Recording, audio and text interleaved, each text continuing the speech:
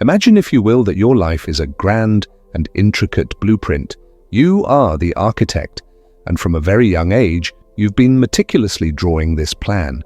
You've sketched out the foundations of your education, the sturdy walls of your career, the sunlit rooms of your relationships, and the quiet garden of your personal peace. Every line is deliberate, every angle is calculated. There's a timeline in the margin with milestones neatly marked. Graduate by this age, find a partner by that age, achieve a certain level of success by the next. You've planned the conversations you need to have the steps you need to take the exact way things should feel when they finally fall into place. In your mind, this blueprint isn't just a dream, it's a promise. It's the map to a destination called a happy and successful life, and all you have to do is follow it. Just follow the plan. But then life happens.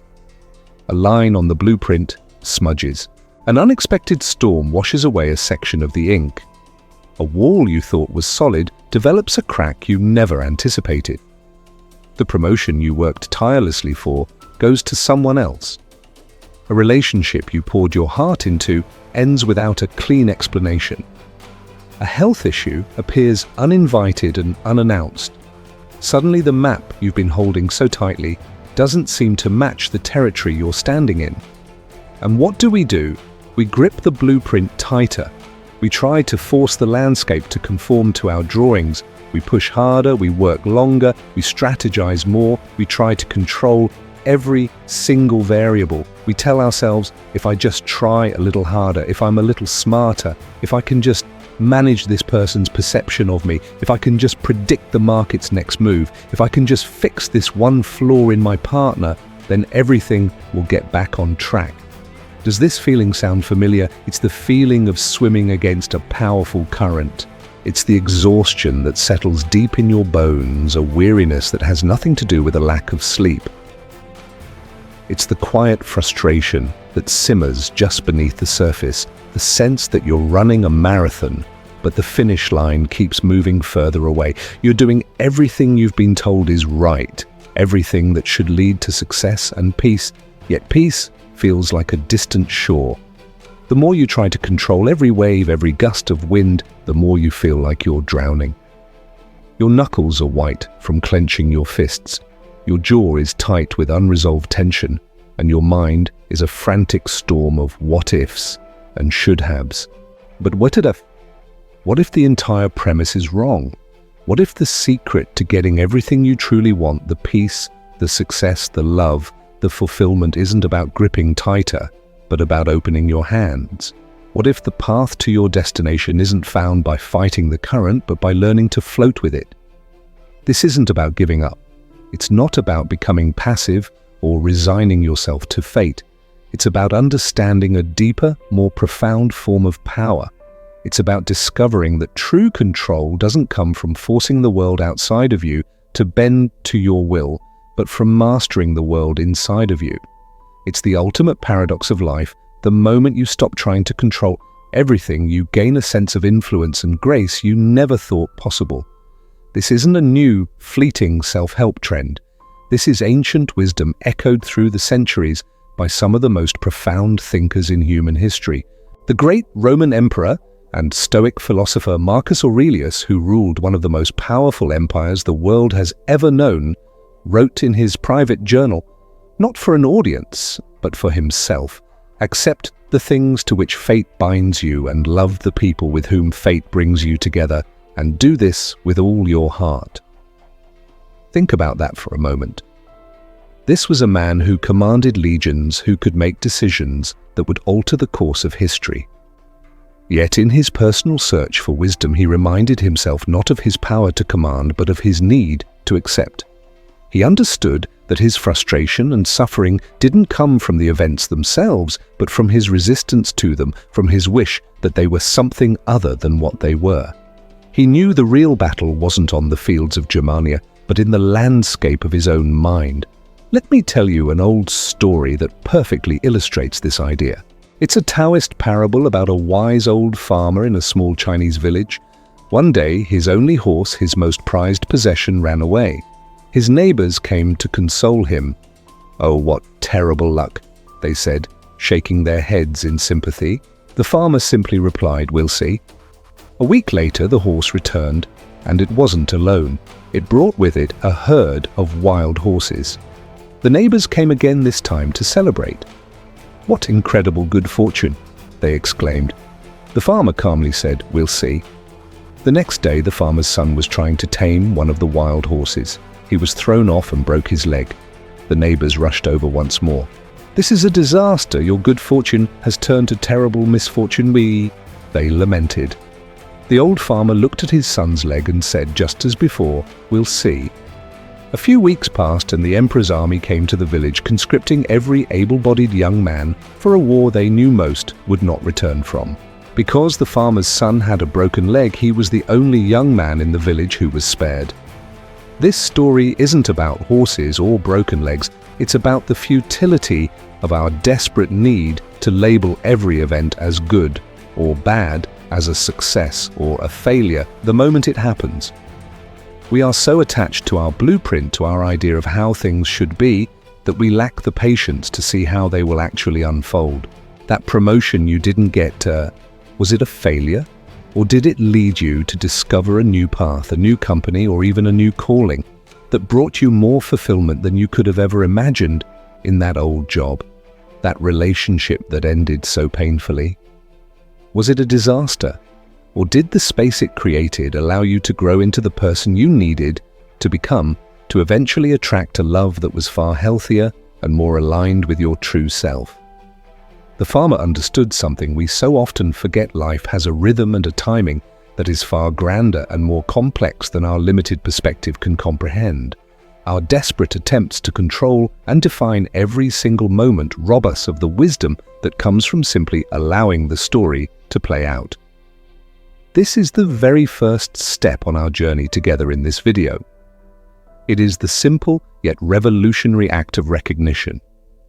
Recognizing that our tension, our anxiety, our stress is a symptom. It's a symptom of a deep-seated belief that we are supposed to be in control of everything. We believe we are the puppet master of our lives, when in reality, we are more like a sailor on a vast ocean. A good sailor doesn't command the wind or the tides. To try would be the height of arrogance and folly. A good sailor studies the wind, respects the tides, and skillfully adjusts their sails to navigate the waters as they are not as they wish them to be. They don't waste their precious energy screaming at the storm. They use it to steady the rudder, to secure the rigging, and to keep their eyes on the horizon, trusting in their ability to respond to whatever comes. So I invite you to take a gentle breath with me, right here, right now. And as you exhale, I want you to just consider the possibility, just for a moment. Consider the possibility that the exhaustion you feel isn't a sign that you need to try harder.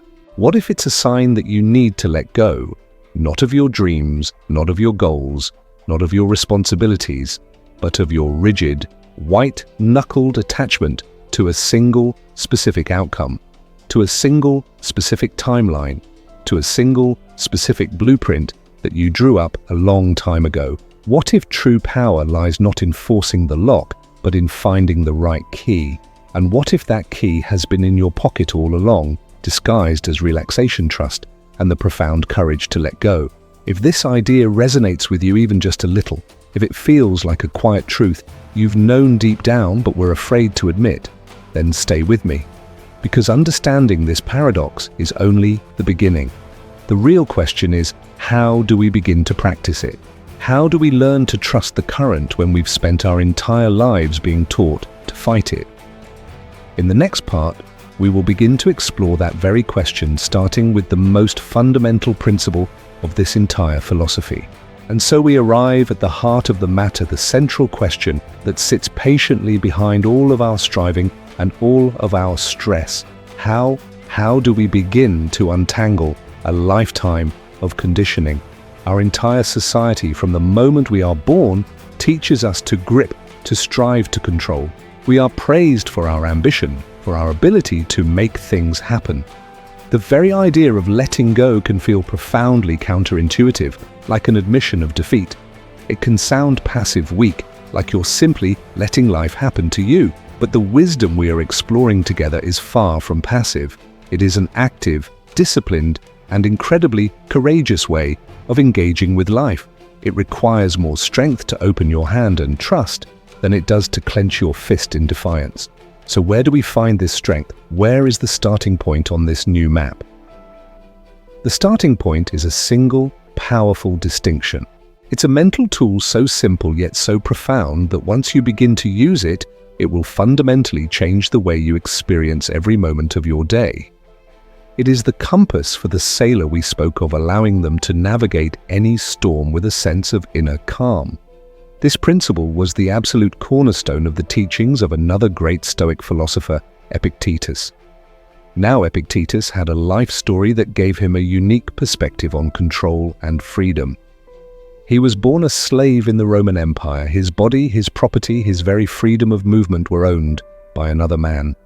He experienced the absolute limit of external control.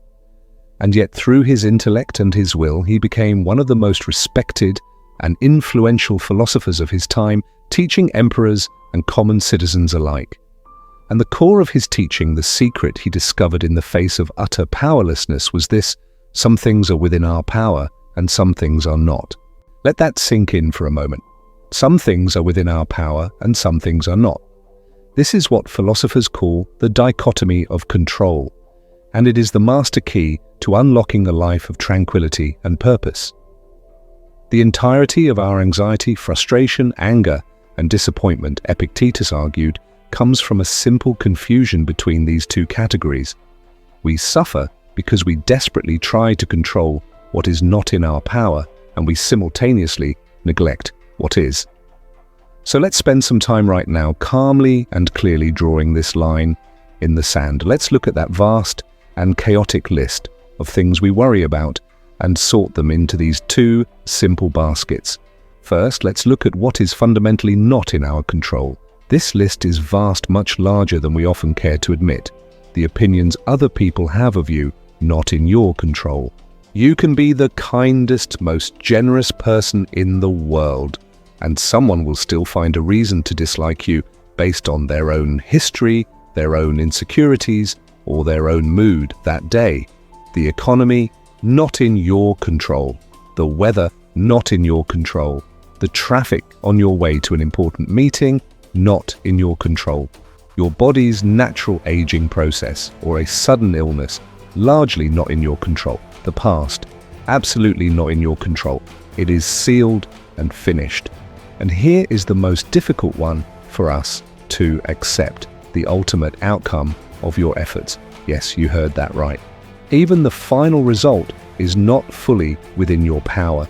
You can write the most beautiful book in the world, but you cannot control if it becomes a bestseller. You can create the most innovative business plan, but you cannot control if a market crash happens the next day. You can be the most loving partner, but you cannot control if the other person chooses to stay.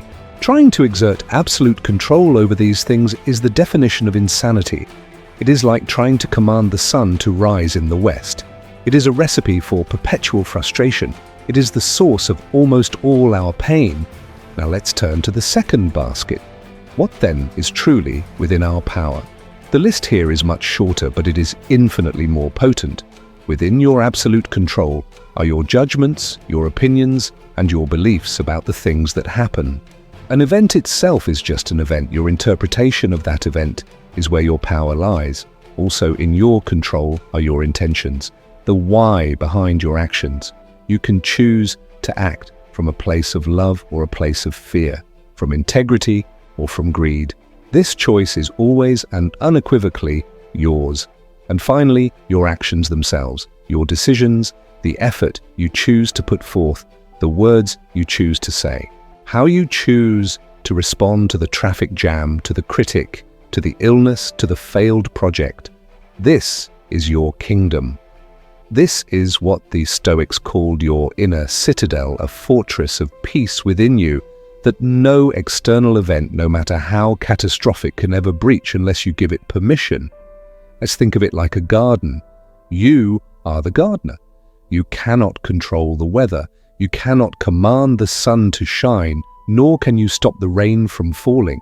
You cannot prevent a sudden frost or a swarm of insects. These are the external events of life, the things not in your control. To spend your energy shaking your fist at the clouds is a waste of a precious life. But what can you control? You can control the soil you cultivate, that is your character. You can control which seeds you choose to plant, those are your intentions and your actions. You can control the care with which you water them, that is your effort. And you can meticulously pull the weeds of negative judgments, envy, and resentment. A wise gardener focuses all their energy on tending to the garden itself. They do this with diligence and love, and they accept that the weather will be what it will be. They find their fulfillment not in the size of the final harvest, which is never guaranteed, but in the noble act of gardening itself. Let's make this even more practical. Imagine you have a very important job interview tomorrow. The old way of thinking, the one based on a desperate need for control, would be to obsess over the outcome. I have to get this job. What if they don't like me? What if I say the wrong thing? My whole future depends on this. This mindset is a breeding ground for anxiety. Your focus is entirely on things you cannot control, the interviewer's mood, the other candidates, the final decision. Now let's apply the dichotomy of control. You pause, you breathe, and you ask yourself, what is actually within my power here? You can't control their decision, but you can control how thoroughly you research the company. You can control how much you practice your answers. You can control the outfit you choose to wear and the professionalism you display. You can control the quality of the questions you ask them. And you can control your intention to show up as the most prepared, authentic, and engaged version of yourself, regardless of the outcome. Can you feel the shift? The energy moves from frantic, scattered anxiety to calm, focused purpose. You walk into that interview not with the desperate energy of "please pick me," but with the quiet confidence of "I have done my part." And if you don't get the job, it is disappointing, of course, but it is not a reflection of your worth, because you focused your definition of success on your effort, which you controlled, not on their decision, which you did not. Let's take another example, one closer to the heart. You need to have a difficult conversation with a loved one. Perhaps you need to address a behavior that is hurting you. The old way would be to script the entire conversation in your head, trying to control their reaction. If I say this, they'll say that, and then I have to say this to make them understand and agree with me. You are, once again, trying to control the uncontrollable, another person's feelings and choices. This path leads only to frustration and resentment when they inevitably go off script. The Stoic approach, you focus entirely on your side of the conversation. You control your intention to speak your truth with kindness and respect. You control your words, choosing them carefully to be clear, not accusatory. You control your own emotional regulation, staying calm even if they become defensive. And you control your boundaries, deciding what you will and will not accept moving forward. You let go of the need for them to react in a certain way. You grant them the freedom to be who they are while you claim the power to honor your own needs.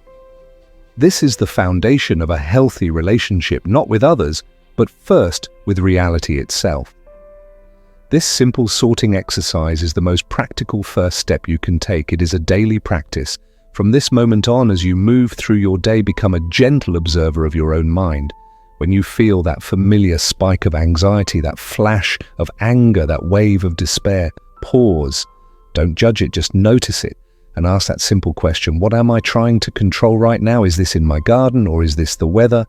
Simply asking the question begins to loosen the grip. It creates a space between the event and your reaction, and in that space lies your freedom.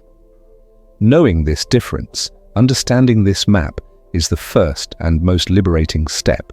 It shows you where to place your feet, where to direct your energy, where your true power lies.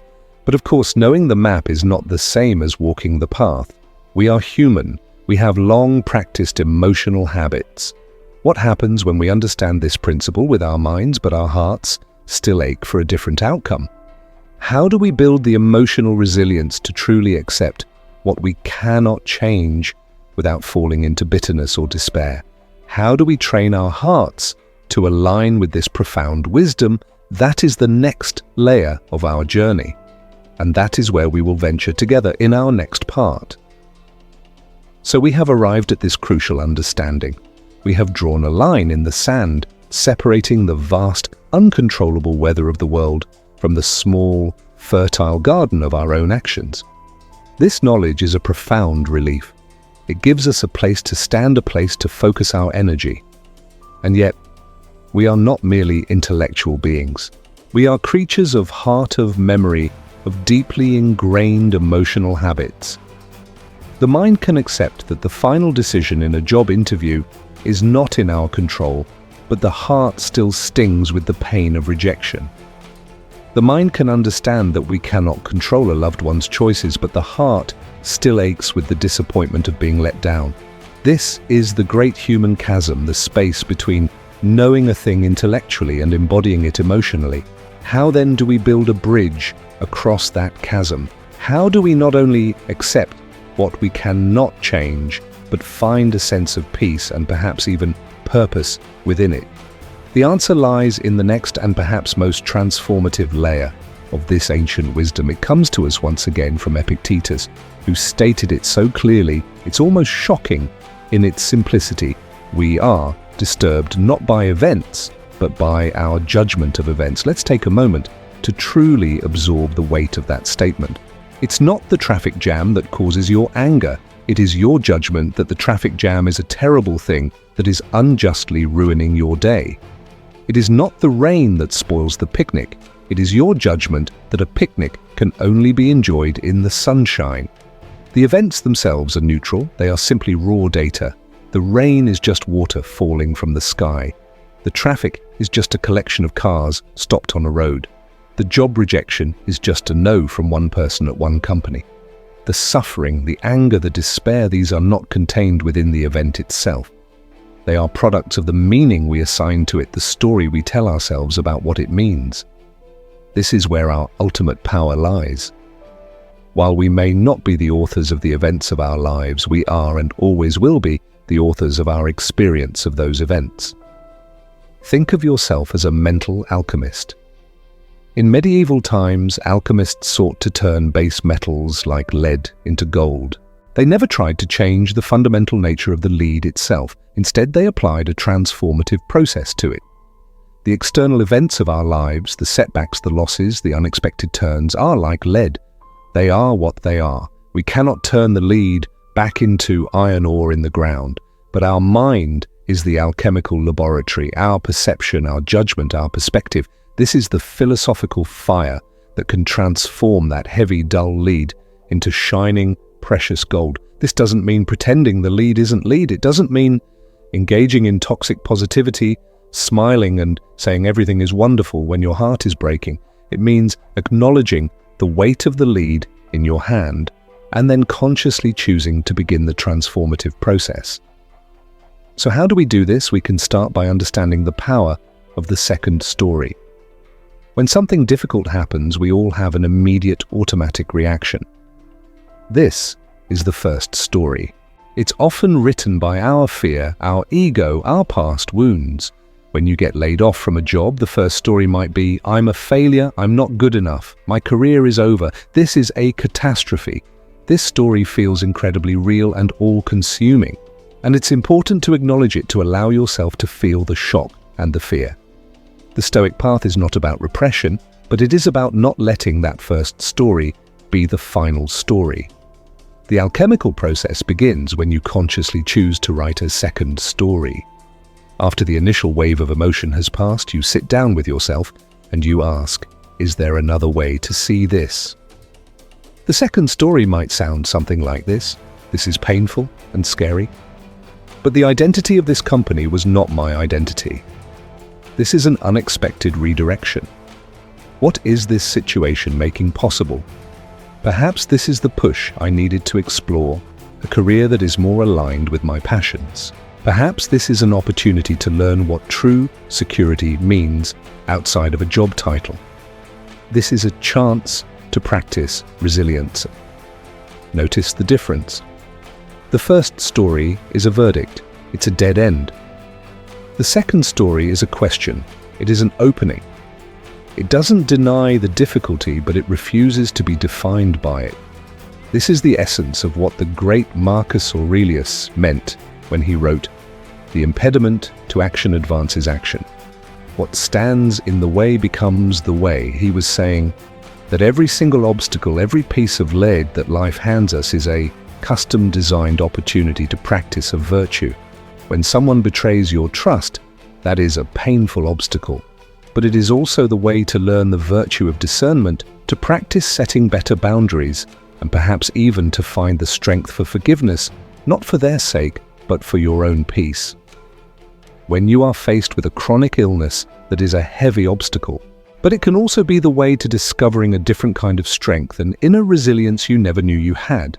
It becomes an opportunity to practice patience, compassion, and to find joy in smaller, more meaningful moments. The obstacle is not in the way, it is the way. The lead is not just a problem, it is the raw material for the gold. Let's apply this to that deeply personal pain of being let down by a friend. The first story is swift and brutal.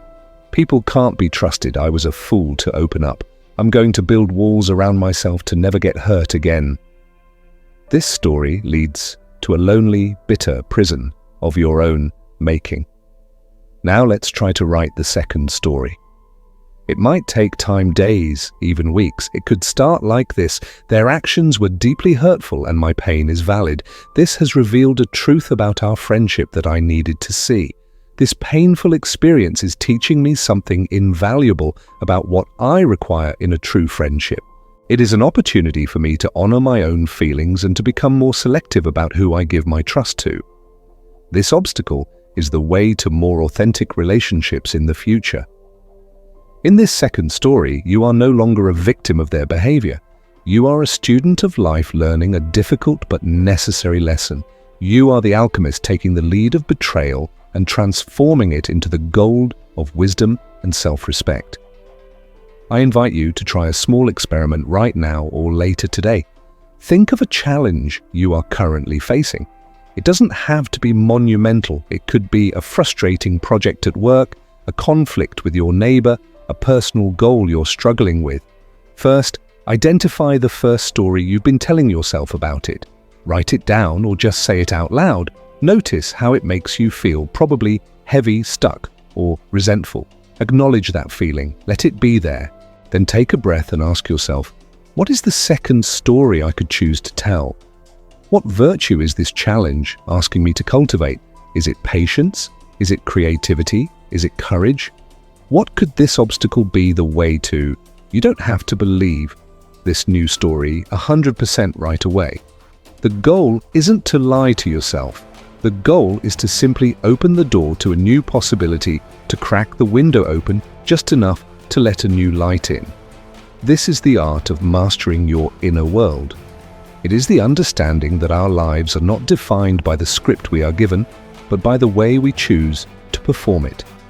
We can choose to see setbacks as proof of our failure or as invitations to our growth. We can choose to see challenges as cruel punishments or as training for our spirit. This choice is always ours. It is the one freedom that can never be taken away. But this alchemical process, this transformation of our perspective, is not always quick.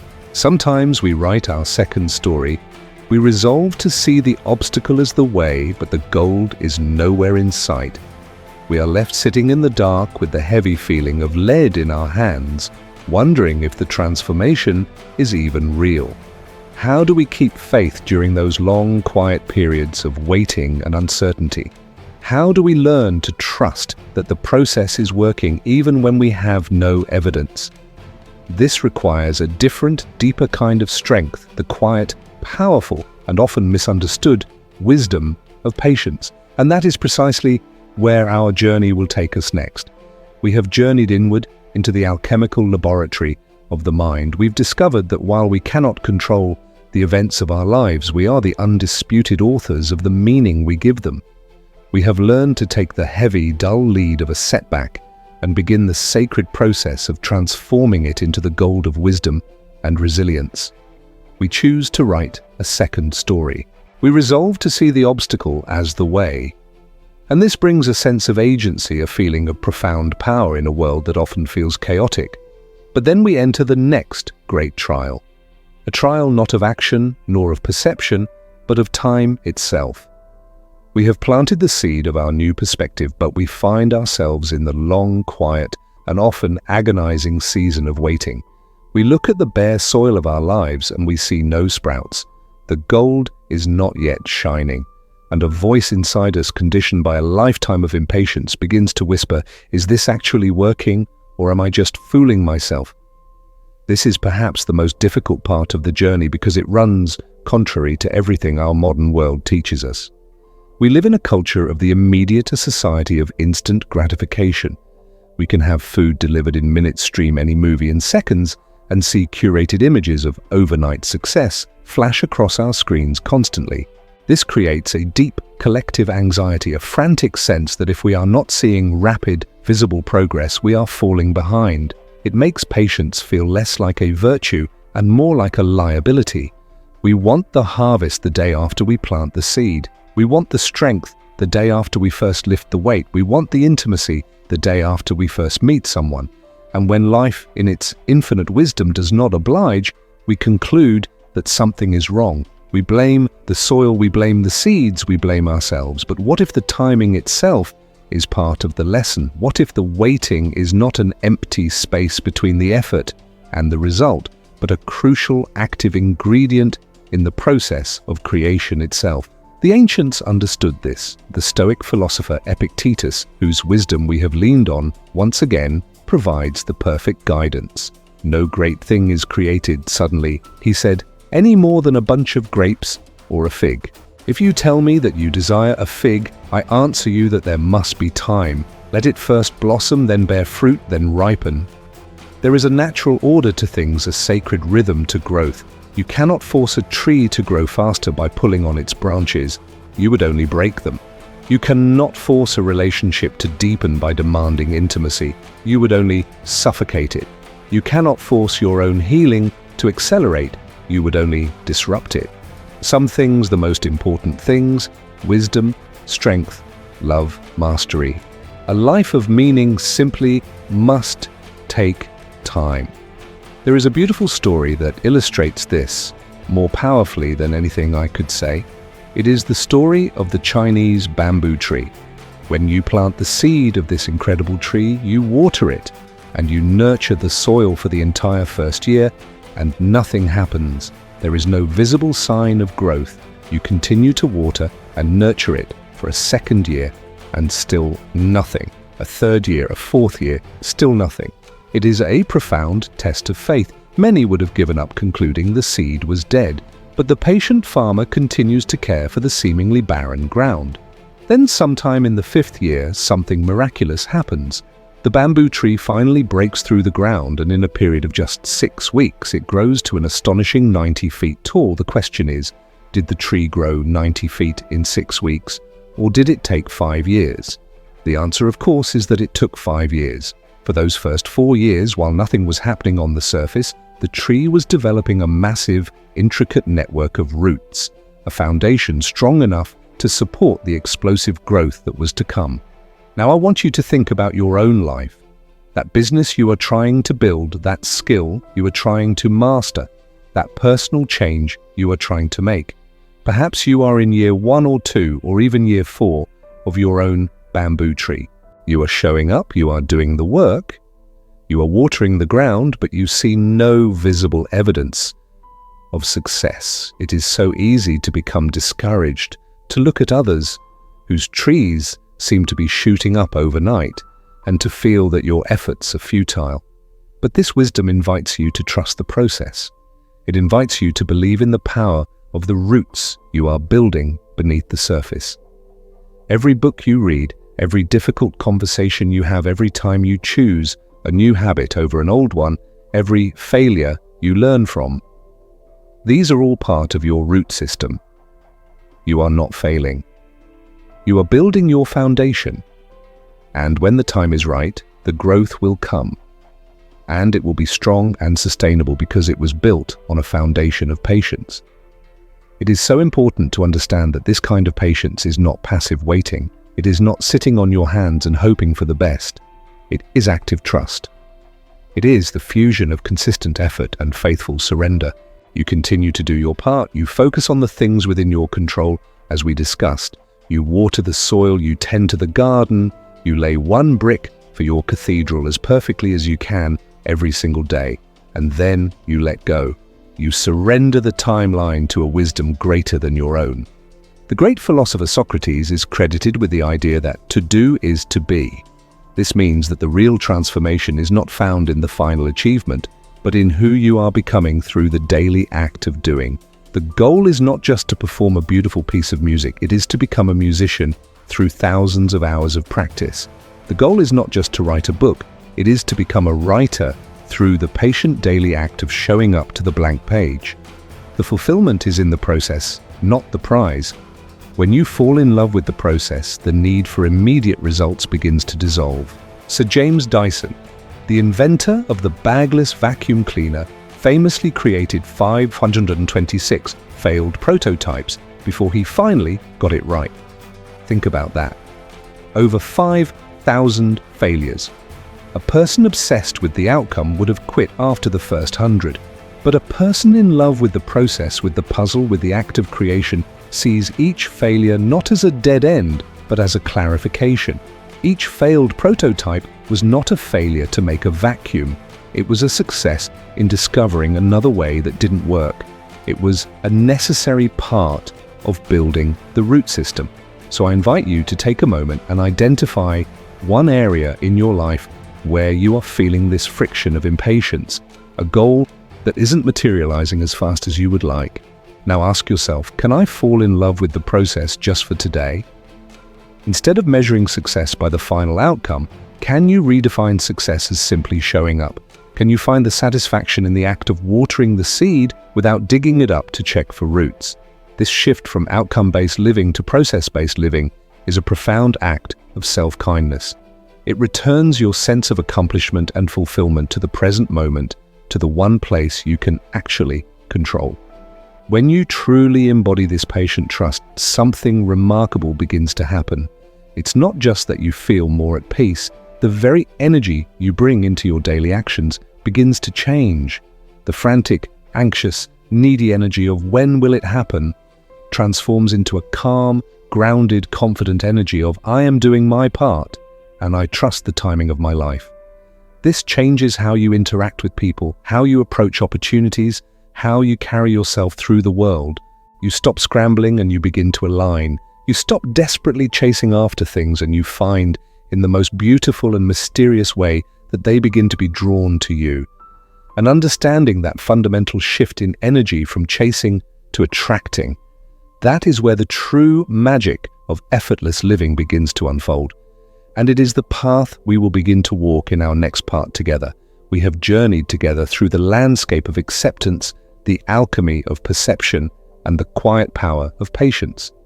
We have learned to plant the seeds of our intentions, to tend to them with consistent effort, and to trust the process of growth happening beneath the surface. But when we truly embody this patient trust, when we release our rigid attachment to a specific timeline, something almost magical begins to happen. It's not just that we feel more at peace, the very energy we bring to our lives begins to change. It shifts from a frequency of anxiety and haste to one of calm, grounded confidence. This is the profound difference between chasing and attracting. Think about the feeling of the chase. It has a forward-leaning energy, a sense of imbalance. It's the feeling of desperation, of lack. It's the belief that happiness, success, or love is something out there separate from us that we must run after, grasp and capture before it gets away. When we chase, we act from fear. Fear of missing out, fear of not being enough, fear of being alone. This energy is like an over-eager salesperson. It makes the world and the people in it want to take a step back. The universe and the people around us seem to sense this neediness and ironically keep their distance. Now feel the energy of attraction. This energy is centered, it is grounded, whole and calm. It doesn't come from a belief that you are lacking something, but from the quiet knowing that you are already complete. Attraction is not passive. It requires action, but it is purposeful, aligned action.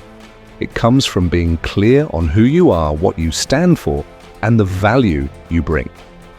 Instead of focusing on getting something, your focus is on being the kind of person to whom those things naturally flow. This is the difference between a tugboat and a lighthouse. The tugboat, the chaser, must burn a great deal of fuel, rush out into the sea, and struggle to pull one ship to shore. The lighthouse, the attractor, by contrast, doesn't chase any ships. It simply stands firm on its foundation, tends to its own inner light, and shines consistently. And then the ships that need that light, the ships that are looking for that shore, naturally orient themselves toward it. In your life, in your career, in your relationships, are you acting as a tugboat or a lighthouse? The Stoic philosopher Epictetus captured the essence of this when he said, "First say to yourself what you would be, and then do what you have to do." Notice the order: be first, then do.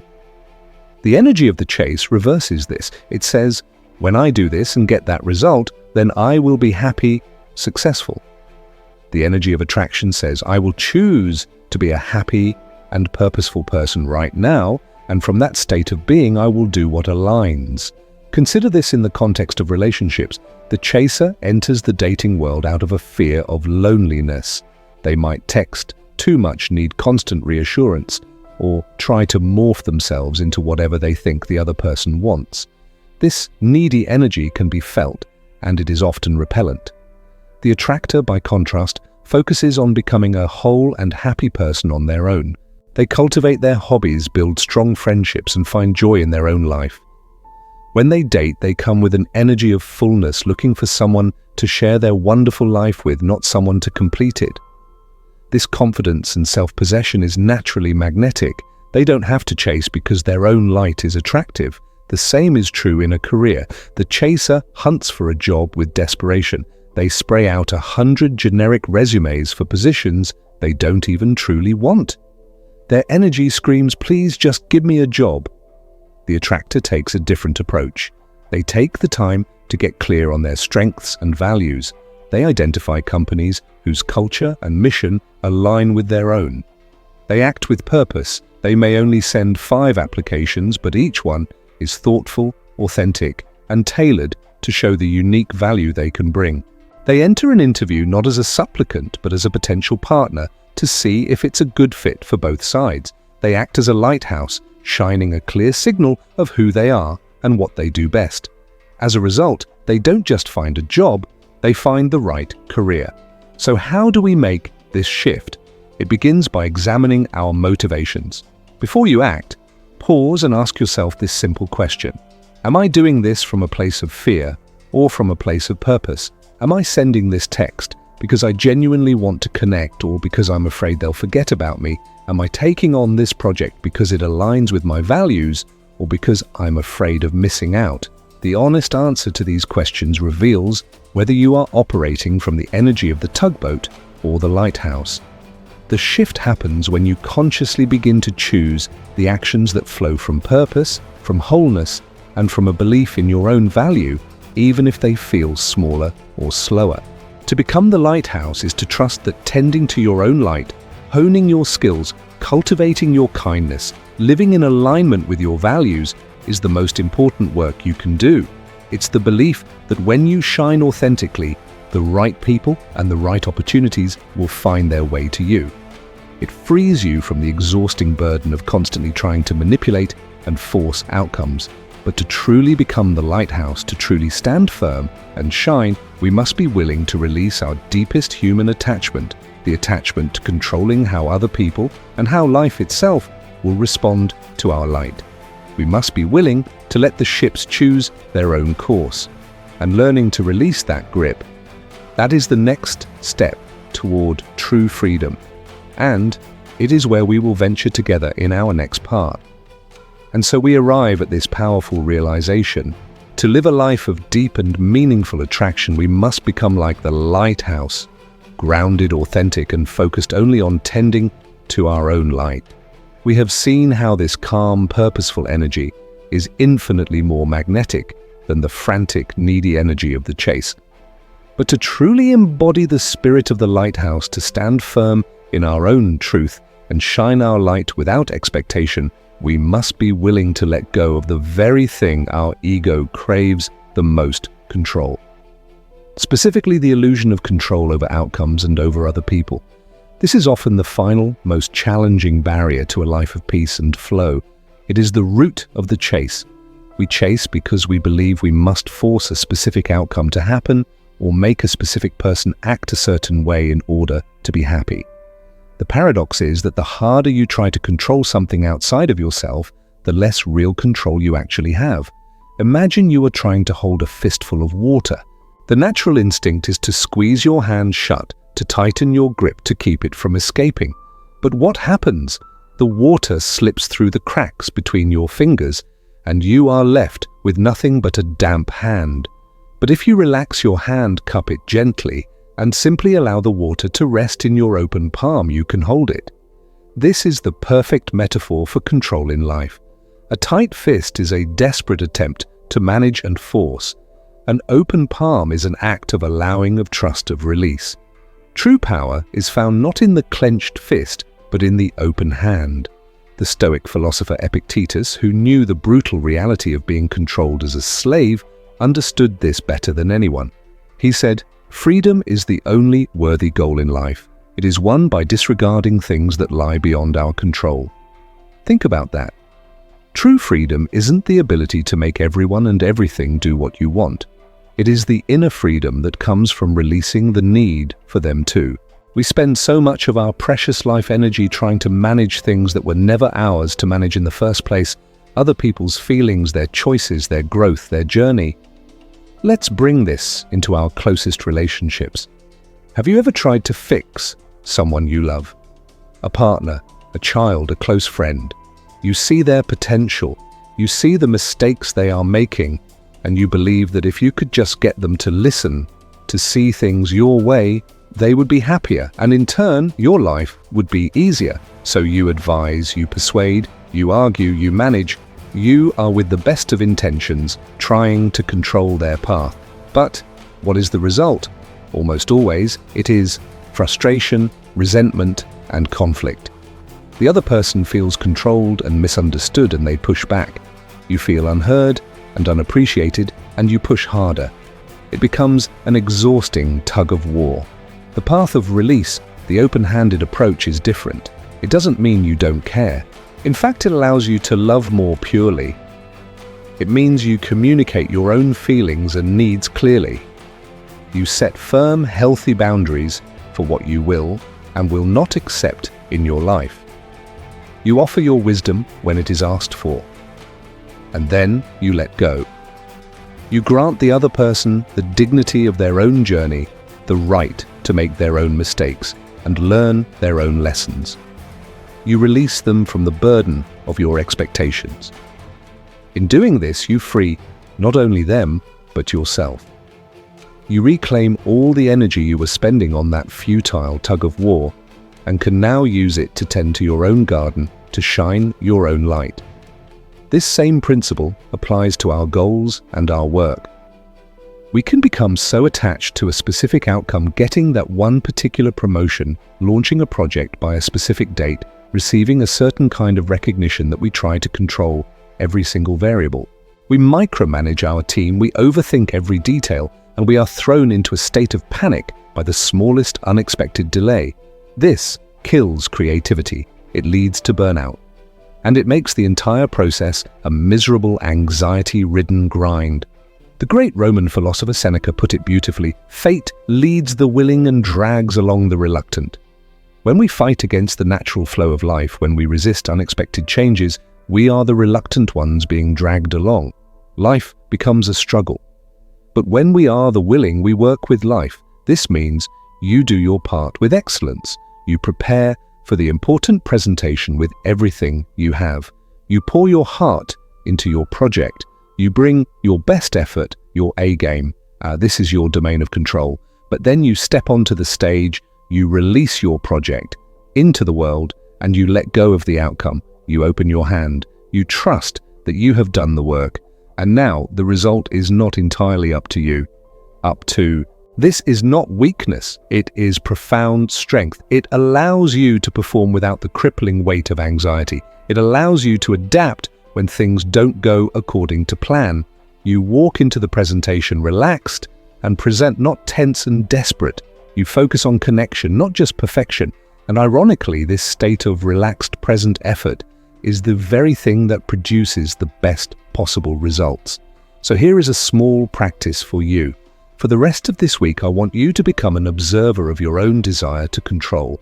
Notice it when it arises, when you find yourself wanting to send that third follow-up email or repeatedly check on a task you delegated or try to manage a loved one's mood. Just pause. See the clenched fist in your mind. And then ask yourself, what would it feel like to open my hand right now? What would it look like to trust, to allow? It might feel scary at first. The ego loves the illusion of control, but with practice you will begin to feel the immense relief and freedom that comes with letting go. You will see that the water doesn't just vanish, it settles peacefully in your open palm. But what is it that allows us to open our hands so willingly? What is the deep foundational belief that gives us the courage to release our grip on people and outcomes? It stems from our fundamental view of the world itself. Do we believe we live in a universe of scarcity where resources are limited and we must constantly fight and grasp for our share? Or do we believe we live in a universe of abundance where we can trust that there is enough for everyone and that what is meant for us will flow our way? The answer to that question changes everything.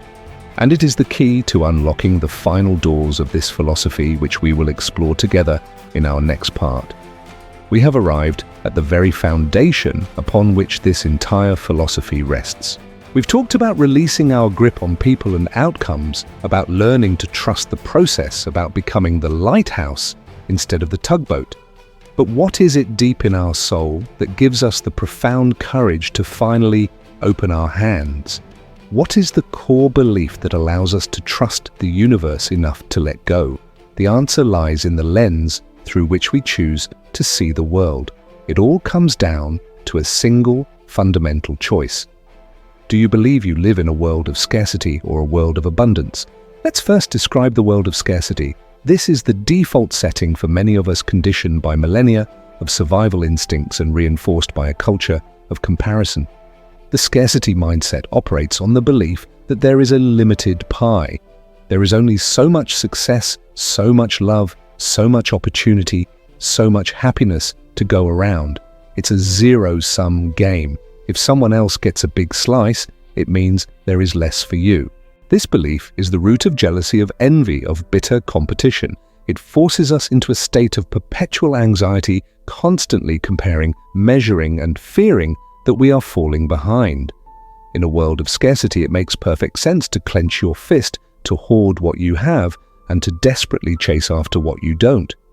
Letting go feels dangerous, like you might lose your share. Now let's imagine a different world, a different lens.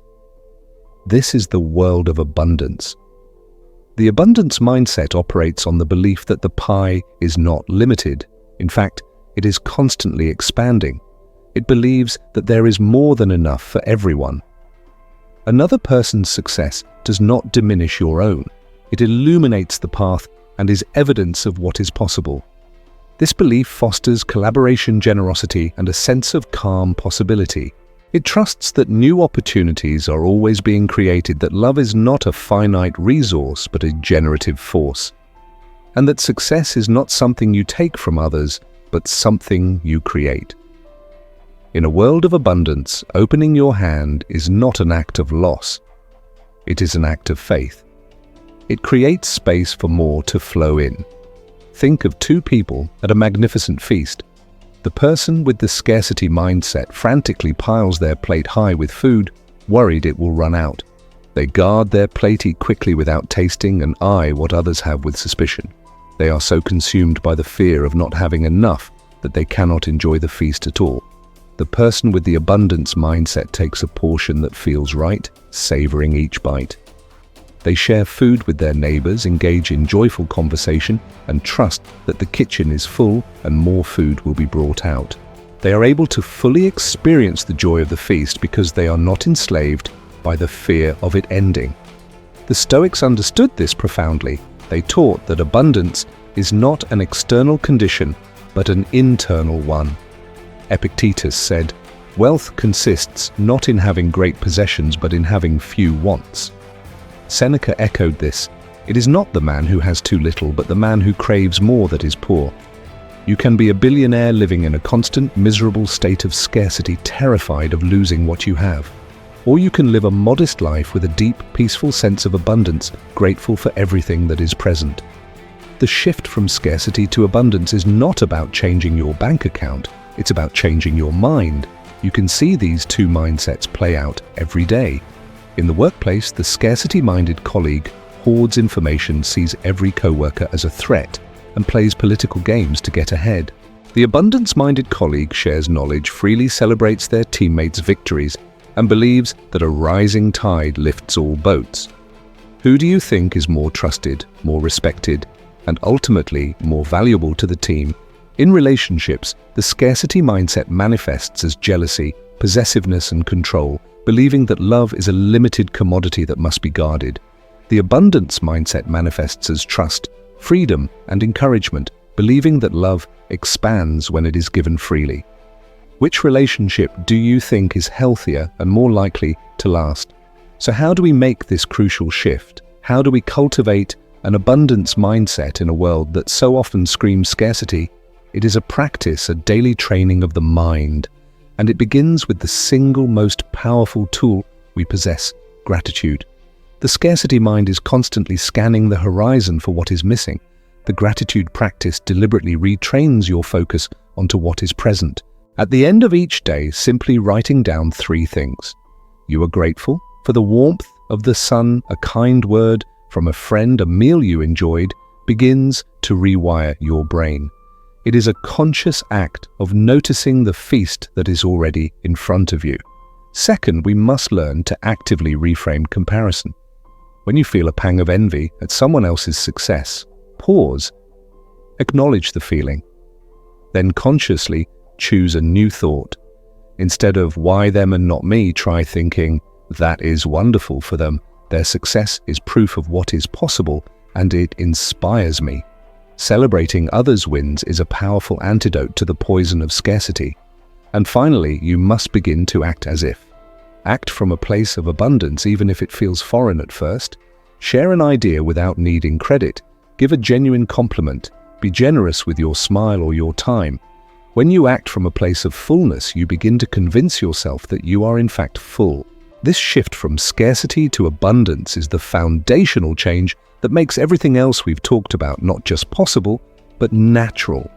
When you truly believe that there is enough and that you are enough, you no longer feel the desperate need to control people or outcomes. You can open your hand with confidence. And when you operate from this state of trust and sufficiency, your relationship with action itself begins to change. You no longer feel the need to struggle, to force, to strain. Instead, you learn to take action that is aligned, purposeful, and powerful in its calmness, and learning to distinguish this aligned action from desperate effort. That is the next stage of our mastery. Of course. Here is part 8 of the script, continuing our journey in English, flowing directly from the theme of the abundance mindset. We have journeyed to the very bedrock of this philosophy, the choice to see our world through a lens of abundance rather than scarcity. When we practice gratitude, celebrate others, and act from a sense of inner fullness, the anxious need to control and to chase begins to dissolve. This new mindset is the fertile soil. But now we must ask, what kind of action grows from this soil? If we are no longer driven by the frantic need to fill a void, how then do we move through the world? How do we do? This brings us to a subtle yet crucial distinction. The difference between forced action and aligned action. Our culture glorifies effort, the grind, the hustle. We are taught that success is a direct result of the sheer force we apply, that if we just push harder, work longer, and never stop, we will inevitably reach our goals. But this often leads to a life of strain, of friction, of feeling like we are constantly pushing a boulder uphill. This is forced action. It is born from the scarcity mindset. It is the belief that if we stop pushing for even a moment, the boulder will roll back down and we will lose everything. It feels heavy, resistant, and draining. But there is another way. There is an energy of action that feels less like pushing a boulder and more like flowing with a river. This is aligned action. It is effort, yes, but it is effort without struggle. It is the Taoist concept of Wu Wei, which is often translated as effortless action. It doesn't mean doing nothing. It means acting in harmony with the natural flow of things from a place of deep inner knowing and trust. Aligned action is powerful, effective, and feels almost energizing because it is an authentic expression of who you are. The Roman philosopher Seneca touched on this perfectly when he said, "Effort and patience will achieve more than force and anxiety." Perhaps the most universal example of this is the simple act of trying to fall asleep. You cannot force yourself to sleep. The more you struggle, the more you think, "I must sleep now." The more you check the clock with rising panic, the more alert and awake you become. Your force and anxiety are the very things preventing the outcome you desire. Sleep only comes when you surrender. When you let go of the need to control it, when you relax your body, quiet your mind, and trust that sleep will arrive in its own time. Many of our greatest goals in life are like this. They cannot be achieved by brute force. They arrive when we create the right conditions and then allow them to unfold. Think of a creative person, a writer, staring at a blank page. The forced action approach is to sit there for hours, grinding their teeth, trying to squeeze out words. They are filled with self-criticism and frustration. The resulting work often feels stiff and lifeless. The aligned action approach is different. The writer recognizes the lack of flow, the resistance. Instead of forcing it, they trust the process. They step away. They go for a walk in nature, listen to music, read a book from a master. They do something to refill their creative well. Then when a genuine spark of inspiration arises, they return to the page, and the words flow not from force, but from a place of genuine connection. The action is the same writing, but the energy and the result are worlds apart. This applies to our interactions as well. Imagine you need to network to grow your career. The forced action approach is to go to an event with a rigid goal. I must collect 10 business cards.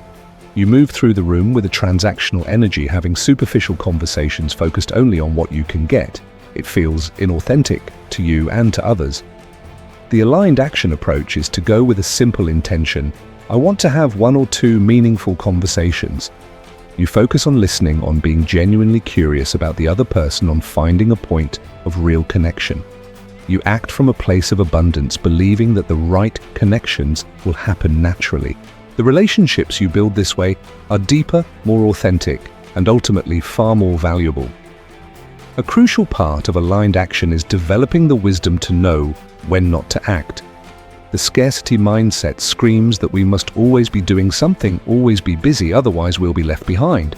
But aligned action understands the power of the strategic pause. It is the wisdom to wait for clarity before making a big decision rather than rushing into one out of fear or pressure. It is the confidence to be still and listen to your own intuition, trusting that the right path will reveal itself. Sometimes the most powerful and aligned action you can take is to do nothing at all, to simply breathe and to wait for the muddy water to settle. So I invite you to a new practice. The next time you feel a great sense of resistance or strain in a task, I want you to stop pushing the boulder. Just for a moment, pause and ask yourself, is this action coming from a place of trust and purpose or from a place of fear and anxiety? Am I trying to force an outcome, or am I flowing with a sense of rightness? There is no judgment in this question. It is simply an inquiry. The answer will guide you. It might guide you to continue with a softer energy, or it might guide you to step away and return later. It is the practice of listening to the flow of life instead of just trying to command it. When we consistently learn to distinguish between these two forms of effort, and we choose the path of alignment, something profound begins to shift in our very being. We stop living a life of friction and begin to experience a life of flow. We find that we can accomplish great things with a sense of peace and ease that once seemed impossible. And what does it feel like to truly live in that state day in and day out, where our inner world of trust and our outer world of action are in perfect harmonious rhythm? This is the final state of mastery that we are now ready to explore. We have journeyed through the landscape of the mind, gathering the tools of ancient wisdom. We have learned to distinguish what we can control from what we cannot. We have learned to find the way in the obstacle, to trust the slow and sacred timing of life, to choose abundance over scarcity, and to act from a place of alignment rather than force. And now we arrive at the natural destination of this path. What happens when these are no longer just techniques we practice, but the very way we begin to live? What does it feel like when this philosophy moves from the head to the heart and becomes the very rhythm of our being? This is the experience of living in the flow. The state of flow is perhaps best described through a metaphor, that of a master surfer. The surfer does not and cannot control the ocean. The waves will be what they will be, powerful, unpredictable, and immense. A novice operating from a place of fear and control fights the water. They are tense, they overthink, they are easily thrown off balance, and they spend more time struggling against the ocean than working with it. But the master surfer is different. Through years of practice, they have not learned to control the ocean, but to understand it. They have mastered themselves, their balance, their focus, their intuition. They feel the rhythm of the water. They don't force the wave, they join it. They become part of its powerful expression, and in doing so, they experience a state of exhilarating grace. They are in a dynamic, harmonious dance with a power far greater than their own. This is living in the flow. What does this feel like, not on a surfboard, but in your daily life? Mentally, it is a state of calm clarity. The frantic, anxious chatter of the mind begins to quiet down. You spend less time caught in loops of worry about the future or regret about the past. Decisions that once felt agonizing become simpler, guided more by a clear sense of inner knowing than by a frantic calculation of external variables. Emotionally, it is a state of deep trust. The baseline of anxiety that many of us live with is replaced by a quiet confidence that whatever happens, you can handle it. This doesn't mean you never feel sadness or anger or fear. You are still human. But these emotions pass through you like weather, rather than becoming the climate you live in. You have an inner citadel of peace that you can always return to. It is so important to understand that living in the flow is not a magical destination of perpetual bliss where nothing ever goes wrong.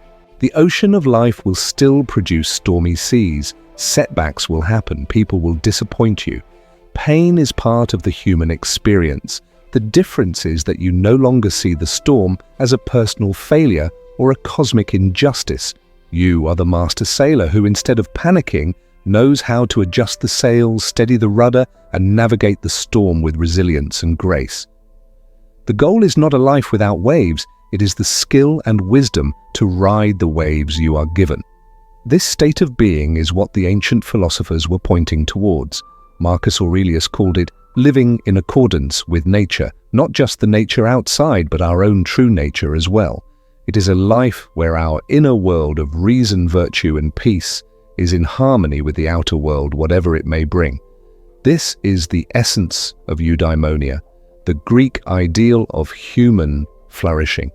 It is not a fleeting pleasure, but a deep and abiding sense of a life well lived, a life of purpose and meaning. You can see this state embodied in people around you. It's the entrepreneur who has a clear vision, but holds it loosely, pivoting with grace when challenges arise, treating their work not as a struggle for survival, but as a form of creative play. It's the parent who loves their children fiercely, but releases the need to control their every outcome, focusing instead on creating a loving environment and trusting in their children's individual journeys. It's the retiree who has let go of their old professional identity and finds deep joy in the simple presence of the day, in a garden, a conversation, a quiet moment of reflection. They are not fighting life, They are dancing with it.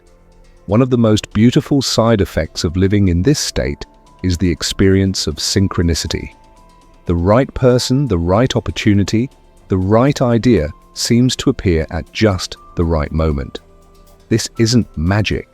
It is the natural consequence of living with an open heart and an aware mind.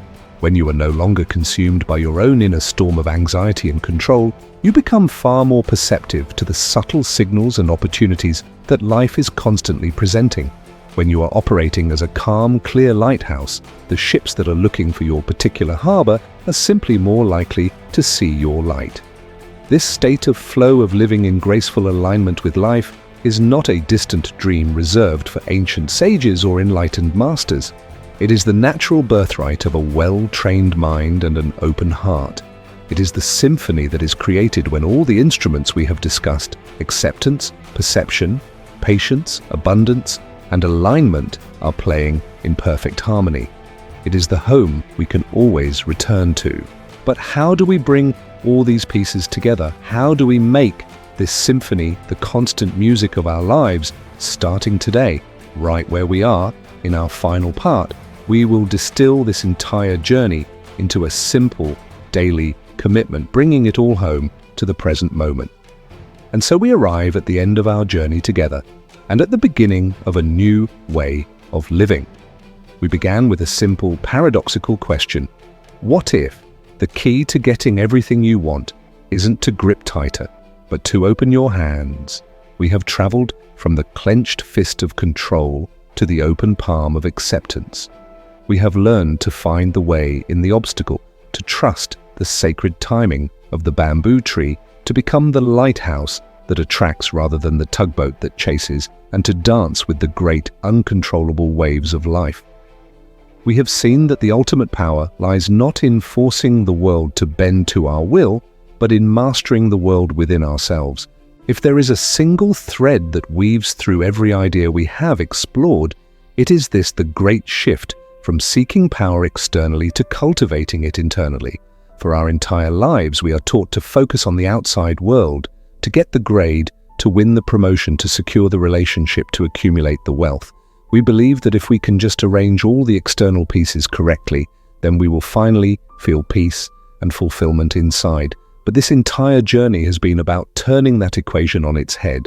It is the Stoic secret, the timeless wisdom of the sages. Cultivate the garden within, and your outer world will begin to reflect its beauty. Master your own mind, your own perceptions, your own actions, the only things truly in your control, and you will develop a resilience and a grace that no external storm can ever wash away. Remember that intricate blueprint we spoke of in the very beginning? The one we drew with such care, with every milestone and expectation neatly marked. The source of our frustration was our desperate attempt to force life to conform to that rigid drawing. The journey we have taken has been about learning to put down the blueprint, not to abandon our dreams, but to hold them with a new lightness. We have learned that life is not a static architectural plan to be executed, but a dynamic dance to be experienced. And our task is not to force the music to our will, but to learn the steps to the song that is already playing. But how do we do this? How do we take all these profound ideas and weave them into the fabric of our messy, beautiful everyday lives? It does not require a grand gesture or a dramatic life overhaul. It comes down to a single, simple, and repeatable practice. I call it the sacred pause. It is the master key that unlocks everything else. Throughout your day, whenever you feel that old familiar tension rising, the frustration, the anxiety, the urge to control the commitment is simply to pause, just for a moment. Before you react, before you speak, before you spiral into old habits. In that pause, take one conscious, deep breath. And in the space that breath creates, gently ask yourself a simple question. The question can be, am I meeting this moment with resistance or with acceptance? Or perhaps, am I acting from fear, or am I acting from love? Or simply, is this in my control? That's it. That is the entire practice. This simple act of pausing and asking, repeated again and again, is the alchemical process that transforms your life. It is the moment you choose the second story. It is the moment you decide to be the lighthouse. It is the moment you choose aligned action over forced effort. It is not a practice of achieving a perfect state, but a practice of returning. There will be days you forget. There will be moments you get swept away by the storm and you clench your fist again. That is part of being human. The goal is not perfection. The goal is gentle, compassionate course correction, returning to the pause again and again. This is a lifelong dance, not a finished race. The goal is not to arrive at a final destination called enlightenment, but to become a more graceful dancer with each passing day. The great Stoic emperor, Marcus Aurelius, summarized this entire philosophy in a single beautiful line: the universe is transformation. Our life is what our thoughts make it. Your reality is not just what happens to you, it is the meaning you choose to give it. The pause is where you make that choice, and so we end where we began. The great paradox of life is that true power is found in surrender. True freedom is found in acceptance. And everything you truly want, the peace, the love, the success, the fulfillment, will not come to you through desperate, anxious chasing. It will come when you relax, when you trust, when you let go. It will come when you stop trying to get what you want, and you focus instead on becoming the person to whom it would naturally flow. This is the art of living. This is the path to effortless alignment. Thank you for walking this path with me. I wish you peace on your journey. If this series resonated with you, the greatest way to support this channel is to subscribe and share this video with someone who might need to hear it. There is another video on your screen right now that explores these themes even further. Click on it and continue your journey. Thank you for being a part of this community. I will see you in the next one.